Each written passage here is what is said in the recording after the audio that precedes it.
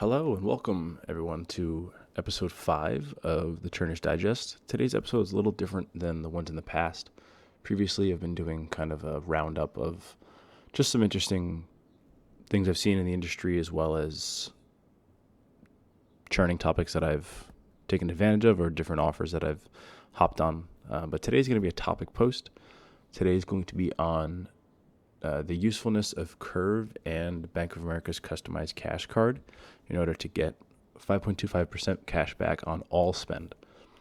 I first wanted to say a nice warm welcome to the new members of the podcast from the churning subreddit. Welcome. I recently posted a link to my podcast over there, and it seemed to get some pretty good responses. So welcome, y'all. Hopefully you find this interesting. As always, there'll be a text companion on fearthez.wordpress.com, as well as on blog.simplefinances.net/fearthez. I'm also going to look into publishing these podcasts to Apple Podcasts. The software suite that I'm using right now is just Spotify's. It is available. Anyone can listen to it on Spotify, even if you don't have a Spotify account. But I understand some people are more in the Apple ecosystem, so I'm going to try looking into that.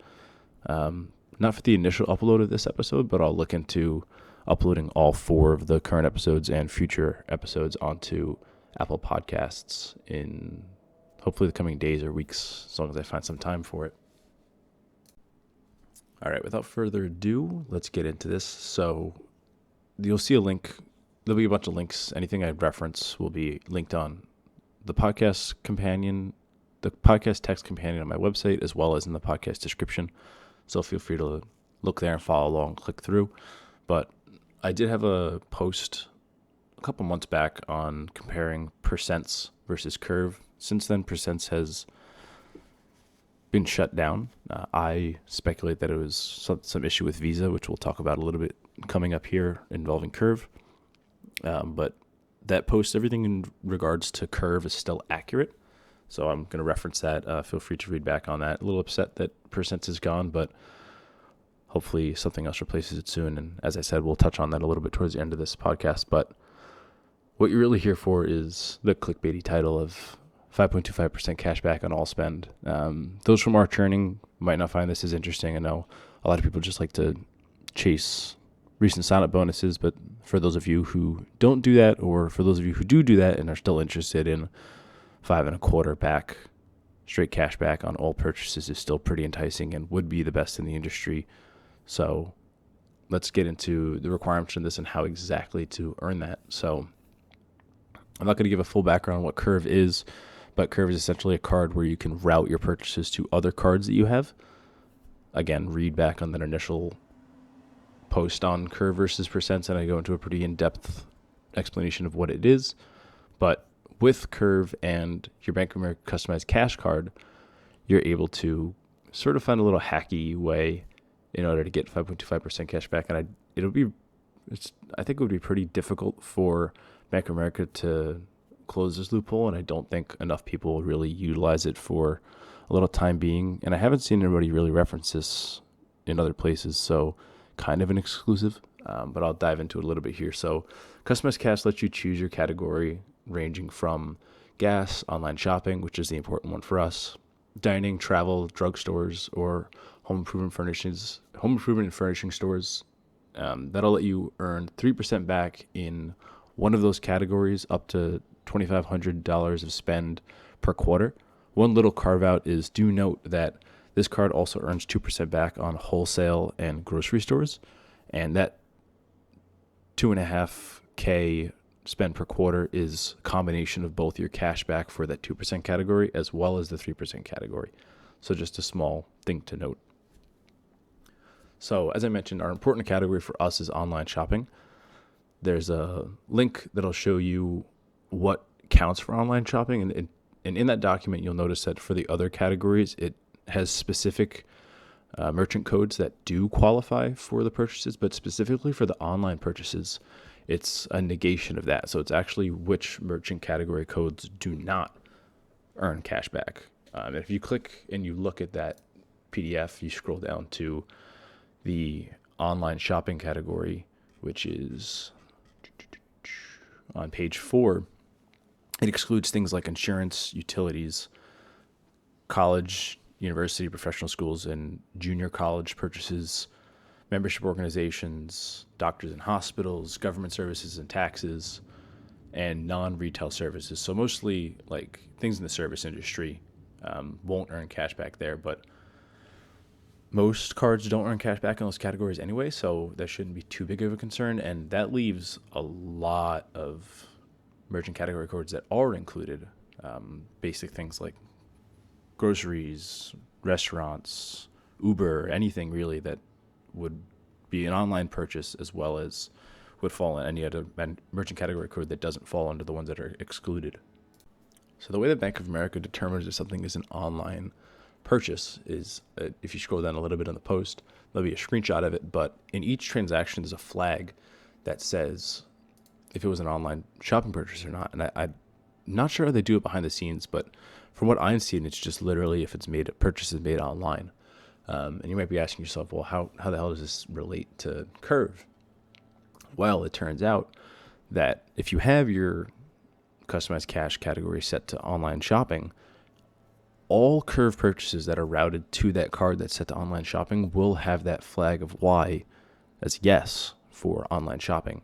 And if you think about it, this kind of makes sense, because when you are making this purchase on your Curve card, you're not using directly your Bank of America card. You're using your Curve card, and then they're kind of, if you think about it like as PayPal or Shopify platform, they're just fronting the purchase on your Curve card, then charging you via some online portal or some kind of other purchase program, and charging your Bank of America card and just passing along the merchant category code, passing along the merchant name, and just putting CRV star at the front, just like PayPal. I think this would work with PayPal as well. So if you were, say, purchasing a CVS, because I know CVS has this option, and you're purchasing a CVS with PayPal, you scan your QR code, and if you're using your Bank of America online shopping category card, I believe that would show up as well as online shopping. So that's another way you can kind of go about this if you don't have Curve. But this is really powerful for Curve, because any restaurant, any store accepts a Curve card. It's just a standard credit card, and you can make purchase anywhere, and those purchases will count as online shopping. So as I mentioned, that online shopping category is a base of 3%. And then what's really lucrative is Preferred Rewards earns you a boost of 25 to 75% cash back.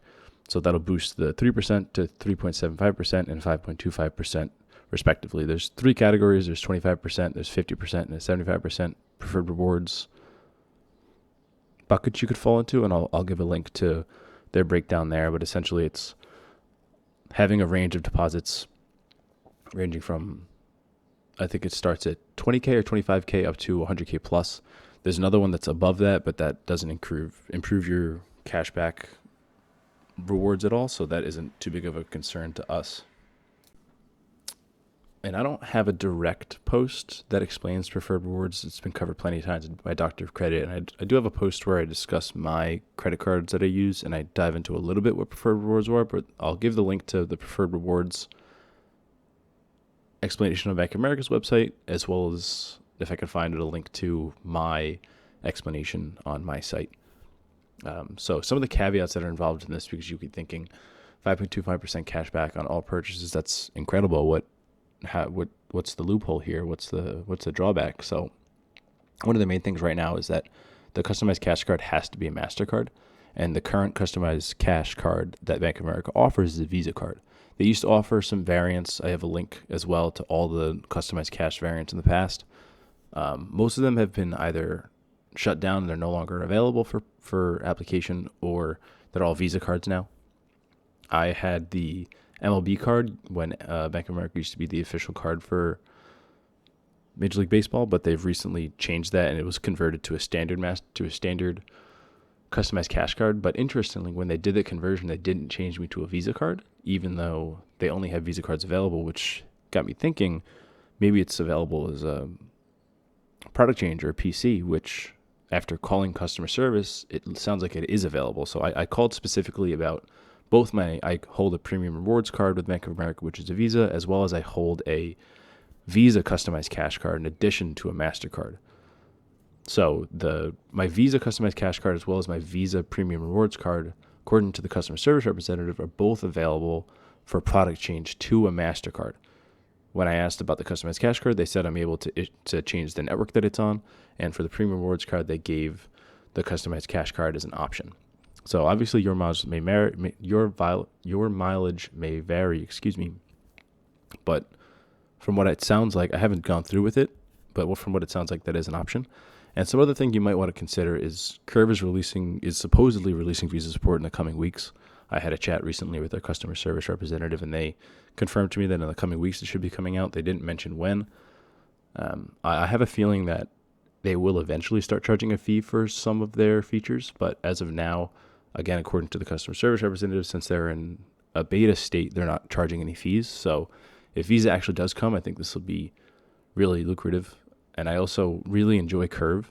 And like I said, if you read through my post detailing Curve versus percents, it's a pretty great offering. And especially for those of you who have a lot of cards or have a hard time juggling them or just have a headache of having to juggle all these cards, it's super useful. So that's about it. It's a kind of a quick and dirty episode. I hadn't seen this covered anymore. And when I mentioned it in the Simple Finance Discord, a lot of people didn't realize that this was even a possibility. So I figured I'd highlight it, have a little bit of an exclusive for some pretty lucrative cash back. The Bank of America Preferred Rewards is one of the best in the industry, honestly, for straight cash back. I know you can obviously get more cents per point if you use member rewards, if you're part of the American Express family, but I kind of cater towards just straight cash back, and this is a fantastic option. So let me know if you're interested, or let me know what you think of this kind of quote-unquote loophole. I've been doing it for a couple months now, and I haven't had any issues. It always tracks as online shopping. I'm personally in the middle premium preferred rewards category, so I earn a 50% boost, so I only earn 4.5%, but I still have my extra 1% sign-up bonus rewards with Curve. So if you joined a little while ago, they offered 1% cash back on all purchases made on your Curve card. That expires for me in, I think, 15 days. You can increase it with referrals, but referrals are super weird where you have to specifically put in a person's phone number. So if you are interested in it, feel free to email me at churnersdigest@gmail.com, and I can try and send you a referral link. It will increase my 1% cashback for, I think, another 30 days, so that'd be great for me. And I don't know if there's a wait list still for Curve, but it used to let you skip the wait list. Either way, if you're interested in having a conversation or want to hear more about it, please email me or put a comment on, I think the podcast allows for question and answers on Spotify at least, and my my WordPress page allows for comments as well. So feel free to leave a comment there. And as for upcoming, I know I mentioned in the last episode that I was going to have a Nestwell credit card review, as well as possibly sort of a rant on my old apartment complex. I've recently moved and I'm in my new place, but I haven't had the chance to sit down and write either of those yet. And I wanted to get this quick and dirty podcast out now that we have some new listeners. Again, welcome. But upcoming, I was talking to some work friends and discussing how I'm getting into churning, and they've heard a lot about it, but they think that the barrier of entry is pretty high. So much to the chagrin of probably our churning, I'm planning on doing kind of a churning for dummies with some very low level basics of churning and some intro options to do for beginners, just kind of detailing how I kind of got into it and how it's turned into kind of a hobby for me. Again, if you're not interested in something like that, feel free to skip it. It's going to be pretty basic and for intro level people. But I'm also planning on doing that Nestwell credit card review, as well as Churner's Digest episode. I got to figure out how this naming scheme is going to go, because this is a topic episode. While when I think of a Churner's Digest episode, I think of kind of just me highlighting some things that I've seen on Doctor of Credit or some things in the space that I found interesting. So I think this will be episode 4, but I don't know if I'll consider it like episode 4 because it's a topic episode and not a digest episode, but we'll see what I wind up doing. And then I do want to get that apartment rant episode out there. Again, maybe some of you won't find it interesting, but I really didn't like the apartment complex I lived in, and I like ranting. So as you can see with this 15-minute episode, I don't even know what I've been saying for this long, but regardless, that's it for today. Again, if you have any comments, questions, concerns, you can reach me on Reddit at Fear the Z. You can reach out to the email, churnersdigest@gmail.com. You can put a comment on the WordPress page, or you can just never listen again.